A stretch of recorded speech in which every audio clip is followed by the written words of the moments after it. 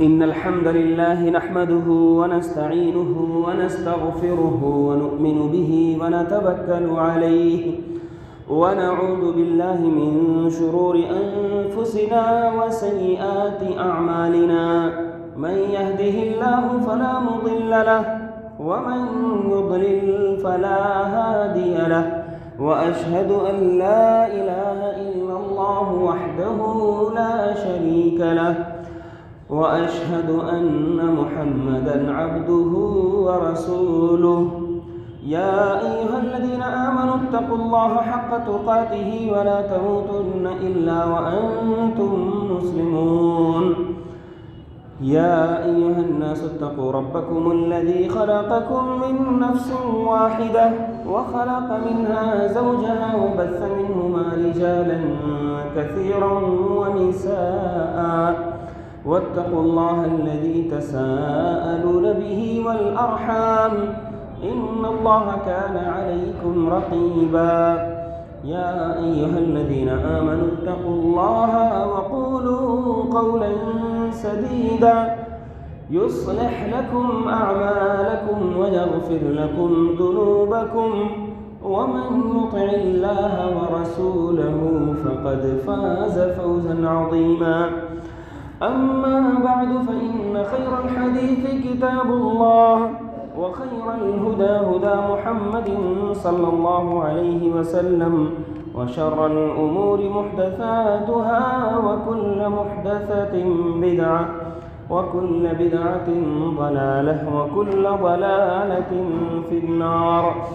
فأعوذ بالله السميع العليم من الشيطان الرجيم من همزه ونفخه ونفسه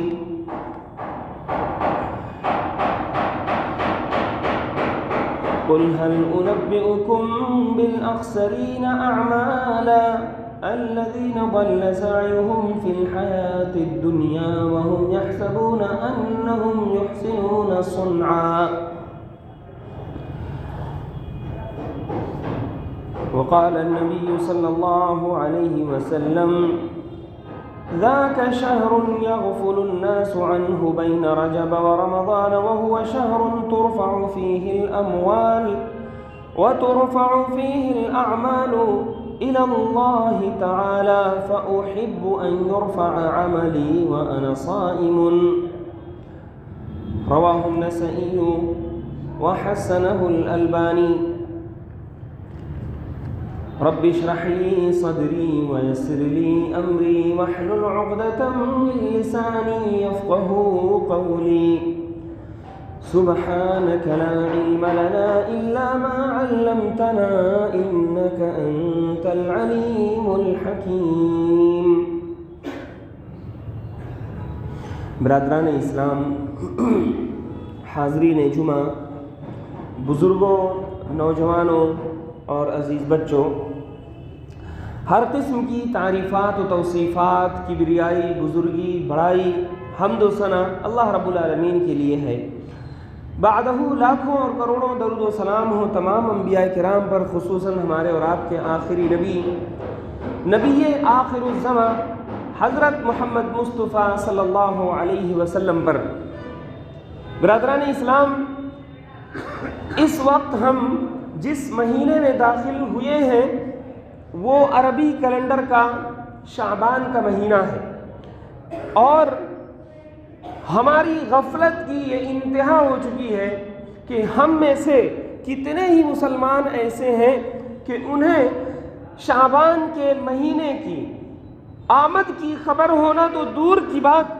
उन्हें यह तक भी नहीं मालूम है कि हमारा इस्लामी कैलेंडर होता भी है कि नहीं है। और हम में से कितने लोग ऐसे हैं कि उनकी गफलत की इंतहा ये है कि आज हम शाबान में दाखिल हो करके रमज़ान की तैयारी करने वाले हैं, लेकिन आज उन्हें रमज़ान के बारे में कोई ख़बर नहीं है। आज हमारी गफलत की ये इंतहा हो चुकी है कि हम में से कुछ लोग ऐसे हैं कि आज ना तो उन्होंने रमज़ान की कोई तैयारी का सोच भी रखा होगा और ना ही उन्हें शाबान के इस महीने में मुसलमानों के समाज और मुआशरे में किस किस्म की बिदातें انجام دی جاتی ہیں، اور اس مہینے کی حقیقی معنوں میں فضیلت کیا ہے کتنے لوگ ایسے ہیں کہ انہیں اس کا علم ہی نہیں ہے۔ میرے بھائیوں، ہم دنیا کی ہر طرح کی خبریں پڑھتے ہیں، سنتے ہیں، سمجھتے ہیں، ان پر تبصرہ کرتے ہیں، لیکن ہم اس دنیا میں جس کام کے لیے بھیجے گئے، اللہ رب العالمین نے فرمایا وَمَا خَلَقْتُ الْجِنَّ وَالْإِنسَ إِلَّا لِيَعْبُدُونَ، کہ میں نے جناتوں اور انسانوں کو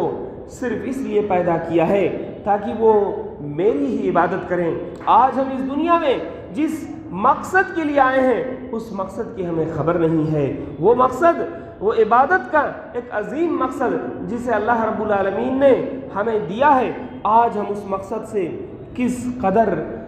ہم برگشتہ ہو چکے ہیں کہ ہماری وہ عبادتیں جو ماہوں سال کے ذریعے سے جڑی ہوتی ہیں ان عبادتوں کی ہمیں کوئی خبر نہیں ہے۔ برادران اسلام،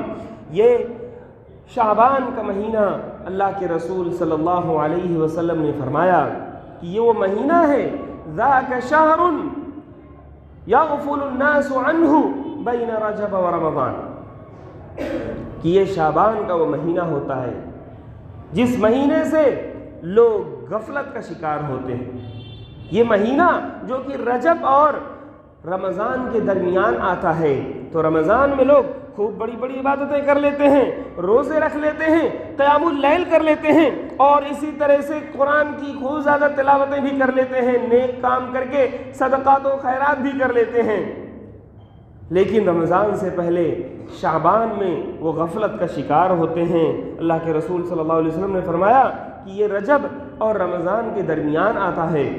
میرے بھائیوں، رجب یہ اشہر حرم میں سے ہے، ان حرام اور مقدس مہینوں میں سے ہے جن مہینوں میں جنگ و جدال ممنوع ہے۔ لوگ رجب کے مہینے کا خاص احترام کرتے تھے، زمانے جاہلیت سے لے کر کے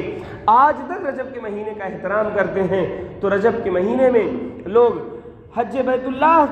کی تیاری کرتے ہیں، یا اسی طرح سے لوگ عمرے کے لیے کشاں خانہ کعبہ کی طرف چلے جاتے ہیں، لیکن جب بیچ میں شعبان کا مہینہ آتا ہے تو اس میں وہ غفلت کا شکار ہو جاتے ہیں۔ اور آپ جانتے ہیں کہ جب لوگ غفلت کا شکار ہوں تو عین اسی غفلت کے وقت کو استعمال کر کے اس میں عبادتیں کرنا، اس میں اللہ رب العالمین کے لیے روزے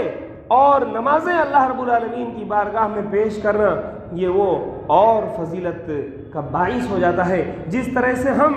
ایسے وقت میں جب نیک اعمال کرتے ہیں، مثال کے طور پہ جب فجر کا وقت ہو، پوری دنیا سوئی ہوتی ہے، تو ہم اللہ رب العالمین کے لیے اٹھ کر کے وضو کرتے ہیں اور نماز پڑھتے ہیں، پوری دنیا خراٹے لے رہی ہوتی ہے، تو اس وقت عبادت کا ثواب بڑھ جاتا ہے۔ اللہ کے رسول صلی اللہ علیہ وسلم نے فرمایا من صلت صلاۃ الصبح فهو فی ذمۃ اللہ، کہ جو شخص صبح کی نماز پڑھ لیتا ہے تو وہ اللہ رب العالمین کے ذمے میں، اللہ رب العالمین کی پروٹیکشن میں آ جاتا ہے۔ تو ایسے ہی شعبان کے مہینے میں میرے بھائیوں، شعبان کے مہینے کی کچھ فضیلتیں ہیں اور ان فضیلتوں کو ہمیں بجا لانا چاہیے۔ تو شعبان کے مہینے کی بہت زیادہ فضیلتیں نہیں ہیں، لیکن میں ایک فضیلت بتاؤں گا، وہ یہ ہے کہ شعبان کے مہینے میں زیادہ سے زیادہ روزوں کا اہتمام کرنا چاہیے۔ آج شعبان کے مہینے کو لوگوں نے تہوار کا مہینہ اور عید کا مہینہ، شب برات کا مہینہ اور نہ جانے کتنی بدعتوں اور خرافات کا مہینہ بنا دیا ہے، لیکن حقیقی معنوں میں شعبان کا مہینہ یہ روزے کے لیے اللہ کے رسول صلی اللہ علیہ وسلم نے اما عائشہ رضی اللہ عنہا کی حدیث میں فرمایا، حضرت عائشہ رضی اللہ عنہا کہتی ہیں کہ اللہ کے رسول صلی اللہ علیہ وسلم کو میں نے جتنا شعبان میں روزہ رکھتے ہوئے دیکھا ہے اتنا کسی اور مہینے میں روزہ رکھتے ہوئے نہیں دیکھا۔ اللہ کے رسول صلی اللہ علیہ وسلم شعبان میں کثرت سے روزہ رکھتے تھے۔ میرے بھائیوں، روزوں کو لے کر کے شعبان میں اس قدر کثرت اللہ کے رسول صلی اللہ علیہ وسلم سے کیوں ثابت ہے؟ یہ اما عائشہ رضی اللہ عنہا کہتی ہیں لم یکن النبی صلی اللہ علیہ وسلم یصوم شہرا اکثر من شعبان فانه كان يصوم شعبان كله۔ اما عائشہ رضی اللہ عنہا بیان فرماتی ہیں کہ اللہ کے رسول صلی اللہ علیہ وسلم کسی بھی مہینے میں اتنا روزہ نہیں رکھتے تھے جتنا روزہ آپ شعبان کے مہینے میں رکھتے تھے، اور کبھی کبھی ایسا ہوتا تھا کہ شعبان کے اکثر حصے کا روزہ آپ صلی اللہ علیہ وسلم رکھ لیا کرتے تھے۔ یہ شعبان کے مہینے میں یہ روزہ رکھنا میرے بھائیوں، اس کا مقصد کیا ہے؟ اس کے پیچھے حکمت کیا ہے؟ اس کے پیچھے حکمت یہ ہے کہ اس کے ذریعے سے آنے والے رمضان مہینے کی تیاری مقصود ہوتی ہے کہ ہم رمضان کے لیے اپنے آپ کو تیار کرتے ہیں۔ اور آپ جانتے ہیں جب کسی بھی عمل کا آپ ریہرسل کر لیں، کسی بھی عمل کی مشق کر لیں تو وہ عمل آپ کے لیے آسان ہو جاتا ہے۔ لہٰذا جب کل کو رمضان ہمارے سامنے آئے تو رمضان کے روزے، رمضان کی عبادتیں وہ ہمارے لیے بھاری نہ پڑیں، وہ ہمارے اوپر گرا نہ گزریں۔ اس لیے ضروری ہے کہ شعبان کے مہینے میں ہی ہم رمضان کی وہ پریکٹس کر لیں، رمضان کے روزوں کا ہم اپنے آپ کو عادی بنا لیں شعبان کے مہینے سے ہی، تاکہ رمضان کے روزے ہمارے اوپر بارے گراں اور مشکل نہ ثابت ہوں۔ اور اسی طرح سے امہات المؤمنین رضی اللہ عنہن سے ثابت ہے کہ وہ اللہ کے رسول صلی اللہ علیہ وسلم کی خواہش کو دیکھتے ہوئے اپنے رمضان میں چھوٹے ہوئے روزوں کی قضا سال بھر چھوڑ کے رکھتی تھیں، لیکن جب شعبان کا مہینہ آتا تھا اللہ کے رسول صلی اللہ علیہ وسلم بھی کثرت سے روزوں میں مشغول ہو جاتے تھے، تو امہات المؤمنین رمضان کے اپنے چھوٹے ہوئے روزوں کی قضا اسی شعبان میں کیا کرتی تھی۔ یہ رمضان کا مہینہ، شعبان کا مہینہ جب یہ آتا تو سلف صالحین سے منقول ہے، سلف صالحین فرماتے ہیں کہ یہ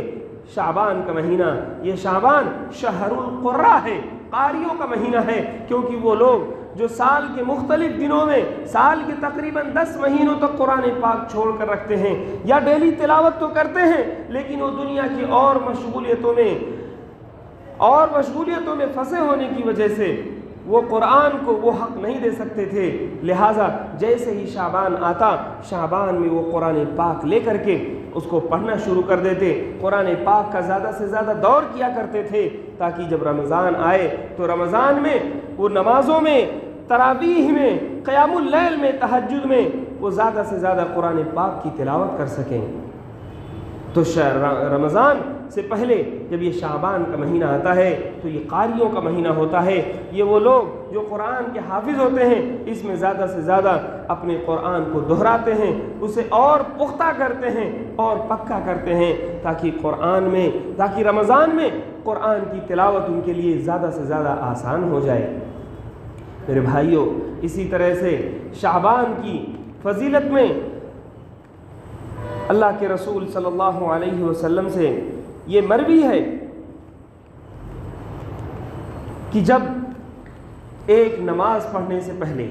آپ جب ایک فرض نماز پڑھیں تو اس سے پہلے کچھ سنتیں پڑھتے ہیں، تاکہ آپ کی فرض نمازوں کے لیے یہ سنتیں آپ کو شوق دلا سکیں، ان سنتوں کی وجہ سے آپ کا دل نماز کے لیے آمادہ ہو سکے۔ جب ظہر کی نماز ہمیں پڑھنی ہوتی ہے تو ہم اس سے پہلے 4 رکعت سنتیں پڑھتے ہیں، عصر کی نماز پڑھنی ہوتی ہے ہم اس سے پہلے 4 رکعت سنتیں پڑھتے ہیں، فجر کی نماز سے پہلے 2 رکعت سنتیں پڑھتے ہیں۔ یہ سنن قبلیہ جو کہلاتی ہیں پہلی سنتیں، اسی طرح سے شعبان کا مقام رمضان کے لیے سنن قبلیہ جیسا ہے کہ ہم رمضان کی تیاری میں، رمضان کے روزوں کی تیاری میں ہم پہلے جب روزہ رکھتے ہیں تو رمضان کا روزہ ہمارے لیے آسان ہو جاتا ہے، اور اگر رمضان کے روزوں میں کوئی کمی، کوئی نقص رہ جائے تو ان نفلی روزوں سے ہم ان روزوں کی بھرپائی کر لیں۔ تو شعبان میں روزہ رکھنا یہ کوئی معمولی بات نہیں ہے، یہ کوئی عام سی بات نہیں ہے۔ رمضان کی تیاری جہاں ہوتی ہے وہیں شعبان کے مہینے میں ایک انسان جب روزہ رکھتا ہے تو وہ روزہ یہ صرف ایک عمل نہیں ہے، بلکہ روزہ کئی اعمال کا مجموعہ ہے۔ جب ایک انسان دن بھر کھانا پینا چھوڑ کر رکھتا ہے تو دراصل وہ صرف کھانے پینے سے دور نہیں رہتا، وہ گالی گلوچ سے بھی دور رہتا ہے۔ جھوٹ سے بھی دور رہتا ہے، لوگوں کو دھوکہ دہی سے بھی دور رہتا ہے، اسی طرح سے چغل خوری سے بھی دور رہتا ہے، اس کا نفس، اس کی خواہشات ڈاؤن ہوتی ہیں اور وہ نہ جانے کتنی برائیوں سے دور رہتا ہے۔ اسی طرح سے جب ایک شخص روزہ رکھتا ہے تو اس کے اندر کا جو اخلاص ہوتا ہے، اس کے اندر کی جو للہیت ہوتی ہے، وہ اور اونچے لیول پر پہنچ جاتی ہے، کیونکہ وہ اپنے گھر میں اکیلا ہوتا ہے، تنہائی میں ہوتا ہے، لیکن کوئی چیز کھاتا نہیں ہے، کوئی چیز پیتا نہیں ہے، وہ یہ جان رہا ہوتا ہے کہ مجھے میرا رب دیکھ رہا ہے۔ تو ایسی صورت میں میرے بھائیوں، جب آپ شعبان کے اندر ہی روزوں کی پریکٹس کریں گے تو آپ کے اندر کا اخلاص، آپ کے اندر کی للہیت، آپ کے دل کی وہ حالت جو ہوگی اس کا لیول اور بلند ہو جائے گا۔ تو روزہ رکھنا یہ کوئی معمولی عمل نہیں ہے، اس کی وجہ سے آپ کے اندر صدقہ و خیرات کا جذبہ پیدا ہوتا ہے، اور ایک روزہ ایک عمل ہے لیکن اس کے ساتھ کتنے سارے اعمال جڑے ہوئے ہیں۔ آپ روزہ رکھتے ہیں تو آپ کے پاس خالی وقت زیادہ ملتا ہے، آپ اس میں قرآن کی تلاوت کرتے ہیں۔ ایک عمل روزہ جو دراصل کئی اعمال کا ایک پیکج ہے، کئی اعمال کا ایک مجموعہ ہے، اس کے ذریعے سے ہم ایک اپنے آپ کو رمضان المبارک کے لیے تیار کرتے ہیں۔ میرے بھائیوں، تو ضرورت اس بات کی ہے کہ ہم شعبان کے اس مہینے کی مقصدیت کو سمجھیں اور ہم زیادہ سے زیادہ اپنے آپ کو روزوں کا عادی بنائیں، اور شعبان میں روزہ پورے مہینے کا روزہ رکھنا یہ جائز نہیں۔ شعبان کے اکثر ایام کا آپ روزہ رکھیں لیکن پورے مہینے کا روزہ رکھنا یہ جائز نہیں ہے، کیونکہ پورے مہینے کے روزے سے پھر رمضان سے مشابہت ہو جائے گی، اور اللہ کے رسول صلی اللہ علیہ وسلم نے فرمایا لا يتقدمن احد رمضان بیوم او بیومین او کما قال علیہ الصلاۃ والسلام، کہ اللہ کے رسول صلی اللہ علیہ وسلم نے فرمایا کہ تم میں سے کوئی بھی شخص ہرگز رمضان سے ایک دن یا 2 دن پہلے روزے نہ رکھے، تو رمضان آنے سے 2 دن پہلے ہمیں اپنے روزے چھوڑ دینا چاہیے۔ اگر کوئی شخص شعبان میں روزے کا عزم کرتا ہے روزہ رکھنے کا تو اسے چاہیے کہ وہ شعبان کے آخری حصے میں روزہ رکھنا چھوڑ دے، تاکہ جب رمضان کا مہینہ شروع ہو تو رمضان کے لیے پھر وہ رمضان کے مہینے میں نئے سرے سے روزے رکھے۔ میرے بھائیوں، آج ہم دیکھتے ہیں کہ اس شعبان کے اس مہینے کو لوگوں نے کس قدر بدعات و خرافات کا مہینہ بنا لیا ہے۔ وہ مہینہ جو روزوں کی کثرت کی وجہ سے مشہور تھا، آج اسی مہینے کو لوگوں نے بدعات و خرافات کا مہینہ بنا لیا ہے، عید اور تہوار کا مہینہ بنا لیا ہے، اور اس مہینے میں ایسی عیدیں ایجاد کر لی ہیں لوگوں نے کہ اللہ اکبر، اگر دیکھا جائے تو عید الفطر اور عید الاضحیٰ کی جو مسلمانوں کی حقیقی 2 عیدیں ہوا کرتی تھیں، اتنا جوش و خروش انہیں عید الفطر اور عید الاضحیٰ میں نہیں نظر آتا جتنا جوش و خروش انہیں شعبان کی وہ 15ویں شعبان کو منانے والی عید میں ہوتا ہے، جسے انہوں نے نہ جانے کون سا نام دے رکھا ہے، شب برات۔ شب برات یہ لفظ ہی عربی نہیں ہے، یہ لفظ شب جو فارسی سے آیا اور برات جو براءت سے ہے، کسی سے براءت کا اظہار کرنا۔ یہ کون سی عید ہے میرے بھائیوں جو اس غیر اسلامی نام کے ساتھ ہم شعبان کے اندر مناتے ہیں؟ یہ آج ہم نے شعبان کے مہینے کو 15ویں شعبان کے اندر ایسے اعمال کیے جاتے ہیں جن کا صحیح حدیثوں سے کوئی ثبوت نہیں ملتا۔ ایسی نماز پڑھی جاتی ہے جس میں 100 رکعت نماز پڑھتے ہیں، ہر رکعت میں 10 بار قل اللہ احد کی تلاوت کرتے ہیں۔ اس نماز کو صلاۃ الالفیہ کہتے ہیں، ہزاری نماز کہتے ہیں۔ اس کا کسی بھی صحیح حدیث میں کوئی ثبوت نہیں ملتا، بلکہ وہ علماء کرام، وہ محدثین جنہوں نے موضوع اور من گڑت حدیثوں پر کتابیں لکھی ہیں، انہوں نے لکھا ہے کہ الفیہ والی نماز یا ہزاری نماز یہ جو ہے یہ موضوع اور من گڑت روایت سے ثابت ہے۔ اللہ کے رسول صلی اللہ علیہ وسلم نے فرما دیا ہے کہ من عمل عملا لیس علیہ امرنا فہو رد، کہ جس شخص نے کوئی ایسا عمل کیا جس پر ہمارا حکم نہیں تھا تو وہ عمل مردود ہے، وہ عمل بیکار ہے۔ اسی طرح سے 15ویں شعبان کو لوگ قبرستانوں کی خاص زیارت کرتے ہیں، اور ایسا عقیدہ ان کے اندر گھر کر گیا ہے جو عقیدہ کبھی مسلمانوں کا تھا ہی نہیں، بلکہ وہ غیروں کا ایسا ہندوانہ عقیدہ انہوں نے اپنا لیا ہے۔ لوگوں کا یہ خیال ہوتا ہے کہ 15ویں شعبان کی رات کو مردوں کی روحیں وہ ان کے گھروں پہ آتی ہیں، نعوذ باللہ من ذالک۔ اسلام کا ایک عقیدہ جو شاید غیر مسلم بھی اچھے سے جانتے ہیں کہ ان کے یہاں روحوں کا، آتماؤں کا آنے کا کوئی تصور نہیں ہے۔ جب ایک روح اس دنیا سے چلی جاتی ہے تو وہ تو اعلیٰ علیین میں چلی جاتی ہے یا پھر سجین میں چلی جاتی ہے، اس کے دوبارہ واپس آنے کا کوئی تصور ہی نہیں ہے مسلمانوں کے عقیدے میں۔ اللہ رب العالمین نے فرمایا وَمِن وَرَائِهِمْ بَرْزَخٌ إِلَى يَوْمِ يُبْعَثُونَ، کہ یہ لوگ جو مر کے چلے جاتے ہیں ان کے پیچھے ایک حاجز ہے، ایک برزخ ہے، ایک ایسی اوٹ ہے، ایک ایسی دنیا ہے جس دنیا کا اس دنیا سے کوئی تعلق نہیں ہے۔ لہٰذا مسلمانوں کی روحوں کا اس دنیا میں آنے کا کوئی تصور ہی نہیں ہے، اور اس تصور کے ساتھ ہم شعبان کی 15ویں تاریخ کو ایسے عقیدے اور ایسے عمل کے ساتھ ہم عید مناتے ہیں، چراغاں کرتے ہیں، پٹاخے چھوڑتے ہیں، اور نہ جانے کتنے منکر اور غلط اعمال کرتے ہیں، جس کی وجہ سے ہماری مسلمانوں کی پیشانیاں شرمسار ہوتی ہیں اور مسلمانوں کی ایک غلط شبیہ لوگوں کے سامنے بنتی ہے۔ اللہ رب العالمین سے دعا ہے کہ رب العالمین